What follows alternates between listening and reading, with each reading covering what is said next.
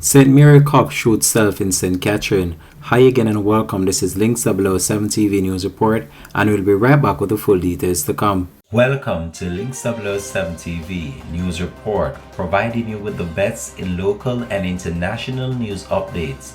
This is a place where you can get the most reliable and informative news information. Links 007 TV News Report. Welcome back and thanks for joining us. This is Links 007 TV News Report. A police corporal who is assigned to the St. Mary Police Division is believed to have committed suicide by shooting himself at his St. Catherine residence on Thursday, March the 10th. The now deceased corporal was stationed at the Gale Police Station in St. Mary up to the time of his passing. Reports are that shortly after 9 a.m., the corporal was discovered inside his apartment at Treadway.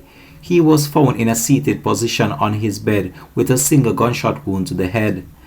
The police are carrying out the investigation in order to ascertain whether or not it was an actual suicide or it was staged to look like one. This has been Links 007 TV News Report. Thanks for watching.